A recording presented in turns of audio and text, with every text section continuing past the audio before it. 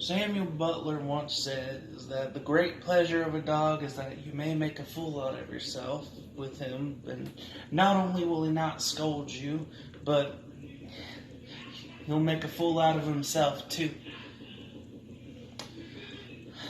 I guess and that's why I just love this dog so much. I've gathered you all here today to talk to you about my dog, Snifflebottom, who recently passed.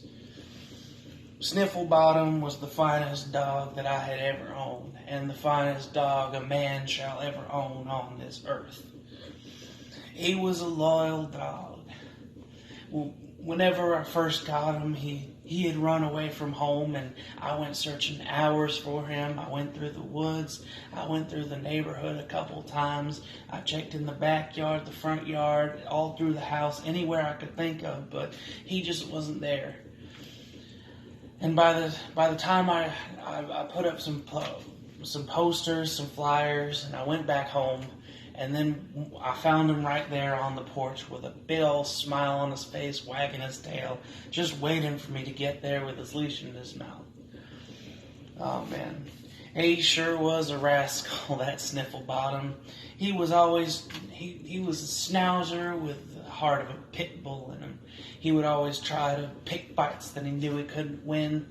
There was one time where he tried to bite a Great Dane through a chain link fence, and it got him more scarred up than the other guy. But he always had that heart in him.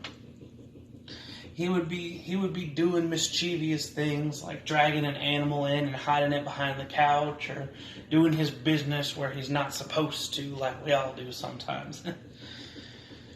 But he was an energetic little fella. He was always running around, playing with something.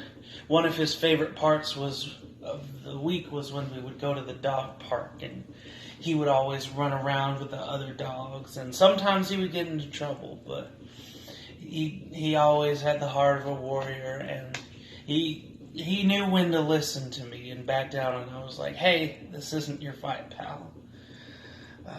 In the end, he was a loyal, a faithful dog. But he was a bit of a hooligan. And come to think of it, I think that's why I liked Snifflebottom so much, is because he reminded me of me, loyal, faithful, and a little bit of a hooligan.